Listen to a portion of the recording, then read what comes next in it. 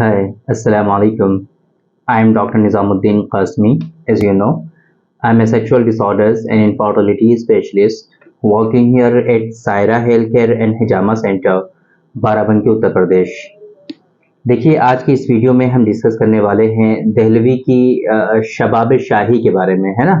आज की इस वीडियो में हम बात करेंगे कि ये जो शबाब शाही है, जो कि बेसिकली माजून की फॉर्म में है, पेस्ट की फॉर्म में है, इसके क्या खास बेनिफिट्स हैं। हम बात करेंगे कि किन किन डिजीज में ये यूज होता है, इसके इंडिकेशंस क्या हैं। इसी तरीके से हम बात करेंगे कि ये जो शबाब शाही है, बेसिकली इसके जो कंटेंट हैं, जो इसके इंग्रेडिएंट्स हैं, जो इसके अंदर दवाएं शामिल हैं, वो कौन कौन सी दवाएं हैं, ये हम आपसे डिस्कस करेंगे। इसी तरीके से हम बात करेंगे कि ये जो शबाब शाही है, इसके क्या खास बेनिफिट्स हैं, है ना। किन किन डिजीज में, किन किन बीमारियों में, स्पेशली आपकी वो हेल्थ की कौन सी कंडीशंस हैं कि जिसमें आप इसका इस्तेमाल कर सकते हैं। शबाब शाही की डोजेस क्या हैं, इस्तेमाल करने का तरीका क्या है, कितनी मकदार में आपको इस्तेमाल करना चाहिए, और मेरा इसके बारे में ओपिनियन क्या है, ये सारी चीजें आज की इस वीडियो में हम कवर करने की कोशिश करेंगे। तो चलिए शुरू करते हैं। सबसे पहले हम बात करते हैं कि शबाब शाही बेसिकली क्या है। तो मैंने आपको जैसे बताया कि ये दहलवी, जो कि फार्मास्यूटिकल कंपनी है यूनानी सिस्टम ऑफ मेडिसिन की, उनका अपना पेटेंट ड्रग है शबाब शाही। ये दहलवी है ना, मोहसिन दहलवी जो है, अभी फिलहाल शुगर फ्री दवाएं बना रहे हैं लोग, तो उसी के तहत ये भी आता है। और ये जो शबाब शाही है, ये भी शुगर फ्री है। तो जो लोग डायबिटिक हैं, है ना, जो लोग मेटफॉर्मिन लेते हैं डायबिटीज शुगर के लेवल को कंट्रोल करने के लिए, तो वो लोग भी इसका इस्तेमाल कर सकते हैं। आमतौर पे हमारे यहाँ जो माजून होते हैं, जो पेस्ट होते हैं, जो इस तरह की ड्रग्स होती हैं, उनको शुगर के पेशेंट नहीं ले सकते हैं, बिकॉज उनका जो बेस होता है वो शुगर होता है। इस वजह से उनको अवॉइड करना चाहिए। बट ये जो शबाब शाही है, ये डायबिटिक पेशेंट भी इस्तेमाल कर सकते हैं, क्योंकि ये शुगर फ्री है।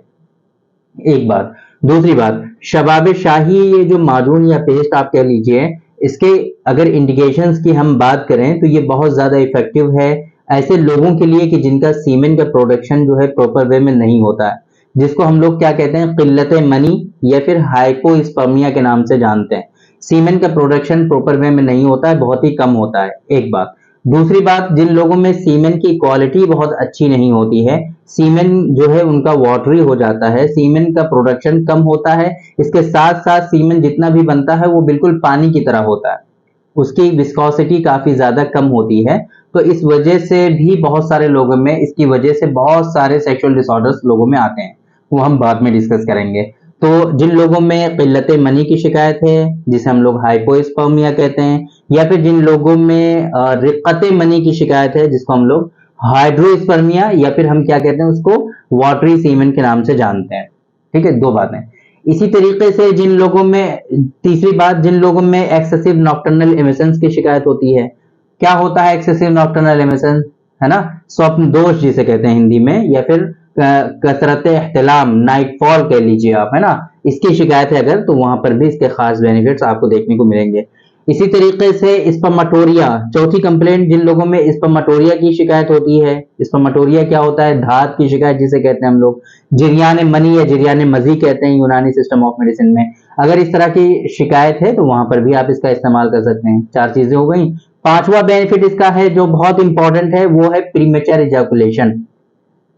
प्रीमेचर इजैकुलेशन क्या होता है, जिसे हम लोग सुराते इंजाल कहते हैं, हिंदी में उसको हम लोग शीघ्र पतन कहते हैं। क्या होता है कि जैसे ही सेक्सुअल क्वाइटस की कोशिश की जाती है, फौरन ही सीमेन उनका डिस्चार्ज हो जाता है, सीमेन उनका खारिज हो जाता है, जिसकी वजह से वो जो है सेक्सुअल एक्टिविटी का जो एक तरह से समझ लीजिए जो मजा आना चाहिए, वो ना तो खुद ले पाते हैं, ना ही अपने पार्टनर को दे पाते हैं, जिसकी वजह से उनके घरों में काफी ज्यादा झगड़े भी होने लगते हैं। आजकल की जो फीमेल में जो डिजीजेस डेवलप हो रही हैं, वो सेक्सुअल एक्टिविटी के प्रॉपर ना होने की वजह से, और जो सेक्सुअली जो सेटिस्फेक्शन है वो प्रॉपर वे में ना होने की वजह से घरों में काफी ज्यादा झगड़े देखने को पाए जाते हैं।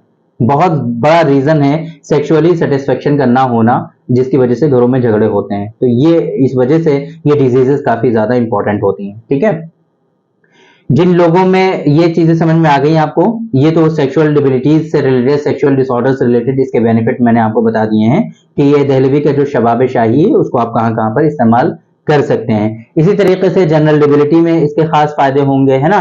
जिन लोगों में सुस्ती, काहली, थकान रहती है, सेक्सुअली एक्टिव नहीं रहते हैं, बहुत ज्यादा उनके अंदर एनर्जी नहीं रहती है, loss of libido, low desire, low stamina, low energy, इन तमाम जगहों पे आप इसका इस्तेमाल कर सकते हैं। तो ये इसके इंडिकेशंस हो गए, इसके बेनिफिट्स हो गए कि कहाँ कहाँ पर आप इसका इस्तेमाल कर सकते हैं। इसके अंदर जो कंटेंट हैं, जो दवाएं इसके अंदर शामिल की गई हैं, वो अच्छी दवाएं हैं, कॉस्टली दवाएं भी हैं, लेकिन इसके अंदर दो चीजें ऐसी हैं जो आपको नुकसान भी पहुंचा सकती हैं। वैसे तो लिमिटेड है, इसके अंदर लिमिटेशन बरकरार रखी गई है। एक तो है अफ्यून और दूसरा है भंग, है ना। एक अफ्यून जो है वो काफी ज्यादा नुकसानदेह होता है, वो इतना दवाओं पे मेडिकली यूज होता है, बट उसकी लिमिटेशन होती है ना। वो उस लिमिटेशन को यहाँ पर बरकरार रखा गया है। लेकिन आप लोग क्या गलती करते हो, आप लोगों की सोच ये होती है कि ये हर्बल दवाएं हैं, ये यूनानी दवाएं हैं, इनका कोई साइड इफेक्ट नहीं होगा, आप जितनी मकदार में चाहें इस्तेमाल कर लें, जितने दिनों तक आप चाहें इस्तेमाल कर लें।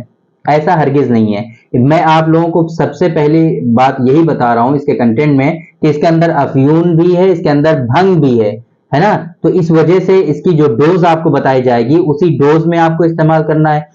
थोड़े ही दिनों तक आप इसका इस्तेमाल कर सकते हैं, बहुत लॉन्ग टर्म तक इसका आपको इस्तेमाल भी नहीं करना चाहिए। इसके साइड इफेक्ट आपकी बॉडी में आ सकते हैं। क्या हो सकता है, बहुत ज्यादा अगर आप इस्तेमाल करने लगेंगे तो आपके अंदर राशा आ जाएगा, आपके हाथ कांपने लगेंगे, है ना। इस तरह की कंप्लेंट आ सकती है आपके अंदर। नशा आपके अंदर तारी रहने लगेगा, हर वक्त आपको लगेगा कि नींद आ रही है, झूम रहे हैं, ऐसा फील होने लगेगा आपको। तो इस वजह से इससे जो है डोज एक्सेस नहीं करनी है, आपको बहुत दिनों तक यूज नहीं करना है। लेकिन इसके अंदर शामिल क्या है हम आपको बता देते हैं। इसके अंदर अंबर का इस्तेमाल किया गया। अंबर बहुत महंगा होता है। अंबर इसके अंदर शामिल है, जायफल है, जावित्री है, छोटी इलायची है, दालचीनी है, बादाम है, अजवाइन खुरासानी है ना। इस तरह के जो कंटेंट हैं जो काफी मुफर्रह हैं, कद्दू के बीज हैं, पिस्ता है, इस तरह के जो मुकव्वियात दवाएं हैं वो शामिल हैं, मुफर्रह दवाएं शामिल हैं, और मुहर्रिक, तीनों तरह की जो दवाएं होती हैं वो इसके अंदर शामिल की गई हैं। शकाकुल मिस्री का इस्तेमाल किया गया है इसमें, है ना। और इसी तरीके से चिलगोजा है, आकर खरहा भी कर लीजिए। ये इस तरह के जो मुहर्रिक दवाएं हैं वो भी शामिल हैं, मुकव्वियात भी शामिल हैं, मुफर्रिहात भी शामिल हैं। तीनों तरह की दवाएं इसके अंदर शामिल की गई हैं। तो जिन लोगों में वीकनेसेस होंगी उसमें भी फायदा होगा, जिन लोगों में सुस्ती कायली रहती है उसमें भी फायदा होगा, जिन लोगों में इरेक्शन की कमी होती है उसमें भी फायदा होगा। तो हर तरह के लोग इसका इस्तेमाल कर सकते हैं। ये इसके कंटेंट की खूबी है कि इस तरह का कम्बिनेशन बनाया गया है इसमें। जिन लोगों में वीकनेस है वो भी इस्तेमाल कर सकते हैं, जिन लोगों में सुस्ती कायली रहती है वो भी इस्तेमाल कर सकते हैं, जिन लोगों में कमजोरी बहुत ज्यादा है वो भी इस्तेमाल कर सकते हैं ना। जिन लोगों का कुछ करने का ही मन नहीं करता है ना, लेजीनेस रहती है, वो भी लोग इसका इस्तेमाल कर सकते हैं। तो हर तरह के लोग इसमें इसका इस्तेमाल कर सकते हैं, ठीक है। डोजेस की अगर हम बात करें तो इसकी जो डोज है वो सिर्फ और सिर्फ 5 ग्राम है। सिर्फ और सिर्फ आधा चम्मच आपको इस्तेमाल करना है, वो भी सिर्फ सुबह मॉर्निंग में एक टाइम इस्तेमाल करना है, दोनों टाइम इस्तेमाल भी नहीं करना है। हल्के गुनगुने दूध के साथ, एक गिलास दूध के साथ आप इसका इस्तेमाल करेंगे नाश्ते के बाद, बस। ये इसकी डोज है। दिन में 24 घंटे में सिर्फ एक मरतबा इसका 5 ग्राम आपको इस्तेमाल करना है, हल्के गुनगुने दूध के साथ, एक गिलास हल्के गुनगुने दूध के साथ। ये इसका इस्तेमाल करने का तरीका है। देखिए, इस तरह की दवाएं जनरली एडवाइज नहीं की जाती हैं। मेडिकल प्रैक्टिस में जो पेशेंट आते हैं आमतौर पे इस तरह की मेडिसिन जो है एडवाइस करने से उनको एतराज करना चाहिए, नहीं देनी चाहिए। क्योंकि हमारे यहाँ जो कॉन्सेप्ट है यूनानी सिस्टम ऑफ मेडिसिन में इस तरह की डिजीजेस को क्योर करने का, कि पहले उनको जो है मुसक्किनात दिए जाते हैं, फिर मुकव्वियात दिए जाते हैं, उसके बाद मुहर्रिकात दिए जाते हैं। ये क्या है कि इस कॉन्सेप्ट को इस तरह की जो दवाएं होती हैं वो फॉलो नहीं करती हैं।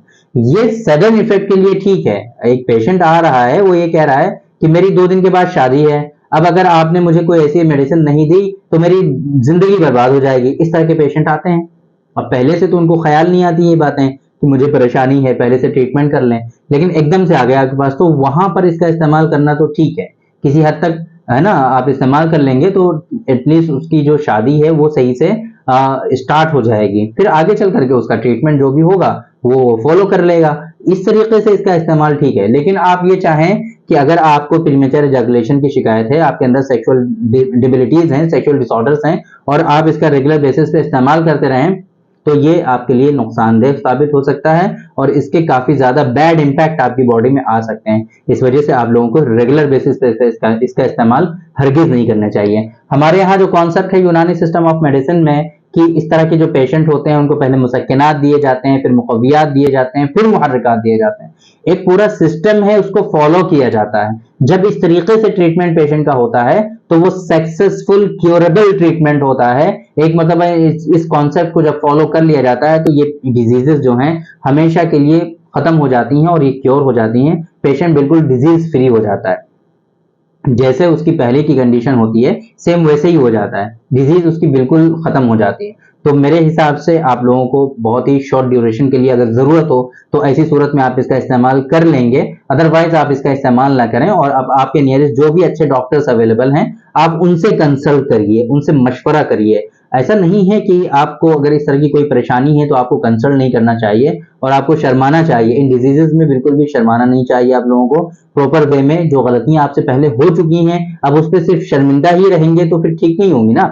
शर्मिंदा जो गलतियों पे शर्मिंदा होना गलतियों को खत्म करना नहीं होता है, उसके लिए उसके जो दूसरे ट्रीटमेंट के जो ऑप्शन है उनको भी तो आपको लेना पड़ेगा ना। शर्मिंदा हो गए ये अलग बात है, गुनाह आपका खत्म हो गया, आपको गलती का एहसास हो गया, ये एहसास होना ही बड़ी बात है।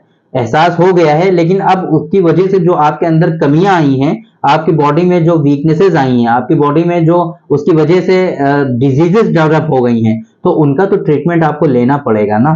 तो आप आपके नियरेस्ट जो भी अच्छे डॉक्टर्स हैं आप उनसे कंसल्ट करिए और प्रॉपर वे में इसका ट्रीटमेंट लीजिए, इंशाल्लाह ये डिजीजेस आपकी क्योर हो जाएंगी। तो आज की इस वीडियो में हमने डिस्कस किया दहलवी की शबाब शाही के बारे में। उम्मीद है कि आप लोगों की समझ में आया होगा कि ये क्या है और आप लोगों की समझ में आया होगा कि अगर इस तरह की डिजीज की कंडीशन हो जाए तो आपको क्या करना चाहिए। उम्मीद है कि आप लोगों को समझ में आ गया होगा। तो थैंक यू वेरी मच, बहुत बहुत शुक्रिया आपका। आज की इस वीडियो में इतना ही। इंशाल्लाह कल फिर मुलाकात होगी आपसे एक दूसरी वीडियो में, हम डिस्कस करेंगे आपसे एक दूसरे टॉपिक पर। तब तक के लिए आप हमें इजाजत दीजिए। अस्सलाम वालेकुम।